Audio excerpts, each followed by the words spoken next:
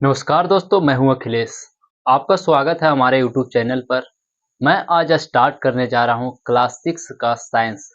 Class छठा के science में यानी विज्ञान में हमें यह पढ़ना है पहला चैप्टर कि खाद और यह कहां से प्राप्त होता है। यानी खाद का मतलब ये नहीं कि जो हम लोग खेतों में बुनते हैं। खाद का मतलब है कि हमारे जो भोजन है वो कहां से प्राप्त होते हैं। आज बेसिकली हम उन्हीं को बारे में पढ़ने वाले हैं। तो वीडियो के अंत तक बने रहिएगा। आप चाहे जिस भी क्लास में पढ़ रहे हो, आपको यह वीडियो को अंत तक देखना जरूरी है, क्योंकि आप कोई भी गवर्नमेंट जॉब की तैयारी कर रहे हैं तो याद रखिएगा कि साइंस क्लास 6 से ही पढ़ना पड़ता है। तो चलिए बिना किसी देरी के इस चैप्टर को स्टार्ट करते हैं और आपको अच्छे से इसको समझाते हैं। क्लास 6 अध्याय 1 खाद्य पदार्थ कहाँ से आते हैं। खाद्य पदार्थ कहाँ से आते हैं। खाद्य पदार्थ कहाँ से आता है, इसे जानने से पहले हमें यह जान लेना चाहिए कि हमें खाने की आवश्यकता क्यों होती है। तो खाने की आवश्यकता हमें इसलिए होती है क्योंकि हमें ऊर्जा की आवश्यकता होती है। क्या होती है? ऊर्जा की आवश्यकता होता है। और हमें बीमारियों से लड़ने के लिए भी मतलब भोजन करना जरूरी है, और शरीर के वृद्धि के लिए भी भोजन करना जरूरी है। तो ये तो आप सब जानते हैं कि हमें भोजन करना क्यों है। आखिर क्यों हमें ऊर्जा की आवश्यकता है। तो कोई भी कार्य करने के लिए हमें ऊर्जा की आवश्यकता है, यानी ऊर्जा कहाँ से प्राप्त होता है, तो हमें भोजन से प्राप्त होता है। इसीलिए हमें भोजन करने की आवश्यकता है। और हम पढ़ेंगे आगे कि आखिर भोजन के स्रोत क्या है। तो आप हेडिंग डालना चाहिए तो डाल लीजिएगा कि भोजन का स्रोत यानी खाद्य पदार्थों का स्रोत। तो खाद्य पदार्थ का मुख्यतः दो स्रोत है। पहला पौधा और दूसरा जानवर। पौधा, ये पौधा क्या है? तो पौधा से बने हुए चीजों को हम लोग खाते हैं, या पौधा से उत्पादित चीजों को हम लोग खाते हैं। यानी वो कहाँ से प्राप्त हो रहा है? पौधा से प्राप्त होता है। जैसे में क्या? अनाज। अनाज में क्या आ गया? चावल आ गया। क्या आ गया? चावल, गेहूं। ये सब कहाँ से प्राप्त हो रहा है? तो ये पौधों से प्राप्त हो रहा है। हम लोग दाल खाते हैं, मूंग, अरहर, मसूर, ये कहाँ से प्राप्त हो रहा है? पौधा से प्राप्त होता है। फल और सब्जियां खाते हैं, ये कहाँ से प्राप्त हो रहा है? तो ये प्राप्त हो रहा है, पौधों से प्राप्त हो रहा है। मसाला खाते हैं, यह कहाँ से प्राप्त हो रहा है? ये भी पौधों से प्राप्त हो रहा है। हम लोग तेल खाते हैं, जैसे सरसों का तेल, और भी जो तेल आप लोग खाते हैं, नारियल का तेल, ये कहाँ से प्राप्त हो रहा है? तो ये भी पौधों से प्राप्त हो रहा है। तो पौधों में हम लोग क्या खाते हैं? ये खाते हैं। और जानवर दूसरा है, दूसरा स्रोत है जानवर। तो जानवर में हम लोग क्या खाते हैं? जानवर के तो भी खाते हैं, ये बाद में आप समझ जाइएगा कहने का मतलब मेरा क्या है। तो जानवर से हम लोग दूध खाते हैं, और दूध से बने हुए चीजों को भी हम लोग खाते हैं। तो जानवर से क्या प्राप्त हुआ? दूध प्राप्त हुआ। और दूध से बने भी चीजों को हम लोग खाते हैं, तो कहाँ से प्राप्त हुआ? उसका स्रोत क्या है? तो उसका स्रोत जानवर है। मुख्य स्रोत क्या है दूध का? तो जानवर है। अंडा और मांस ये कहाँ से खाते हैं? तो मांस भी कहाँ से खाते हैं? तो जानवर से प्राप्त होता है। अंडा कहाँ से प्राप्त होता है? ये भी जानवर से प्राप्त होता है। ये बेसिकली समझ में आ गया। एक जानवर और है जिसे मधुमक्खी कहते हैं, और ये क्या बनाते हैं? शहद बनाते हैं। तो ये हम लोग पढ़ेंगे कि आखिर शहद का निर्माण कैसे होता है। तो शहद का निर्माण मधुमक्खी करता है, और ये मधुमक्खी फल और फूलों का रस चूसकर शहद बनाता है। क्या बनाता है? शहद बनाता है। तो आप ये समझ गए।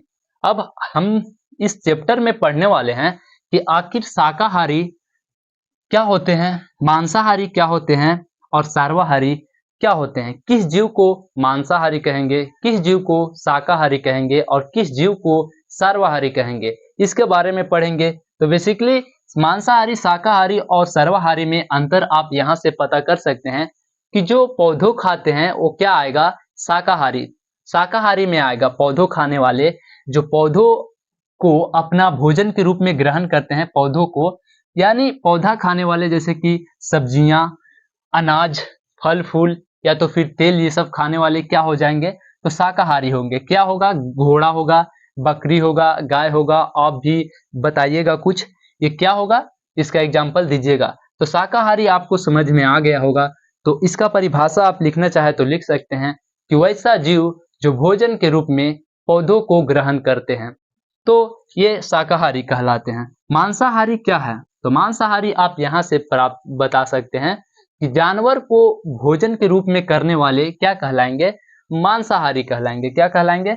मांसाहारी कहलाएंगे। कि जैसे कि शेर, बाघ, सियार, ये सब क्या है? प्रॉपर मांसाहारी जानवर है। क्या है? प्रॉपर मांसाहारी जानवर है। शाकाहारी क्या है? तो शाकाहारी के बारे में हम लोग समझेंगे कि कुछ जानवर ऐसे हैं जो क्या खाते हैं?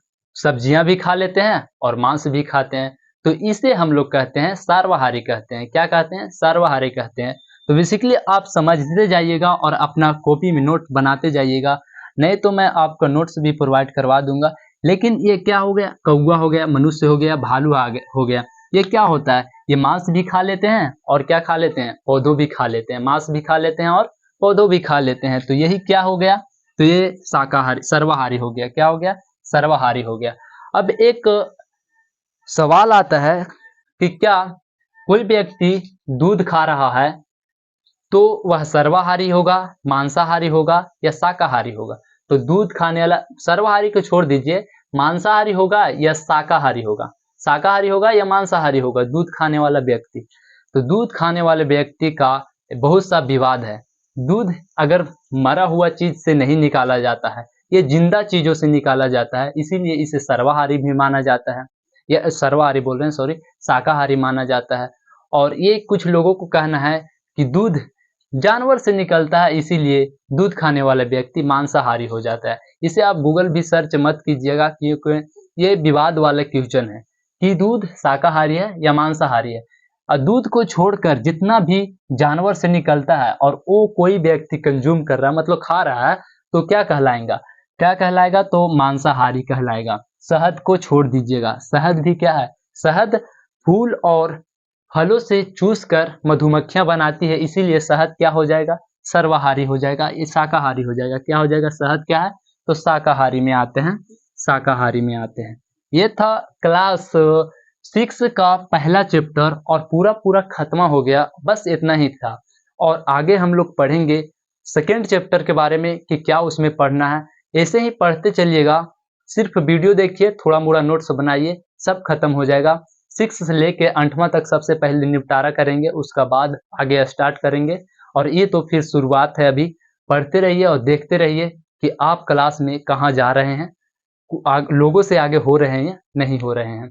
यही था आज का चैप्टर। मिलते हैं किसी और वीडियो में, मतलब अगला वीडियो में मिलते हैं, जरूर मिलेंगे। और इसका नोट्स बनाकर थोड़ा याद करते रहिएगा, क्योंकि जब मैं दूसरा चैप्टर पढ़ाऊंगा तो इसका बारे में भी कुछ आपसे पूछ लूंगा। तो मिलते हैं। जय हिंद।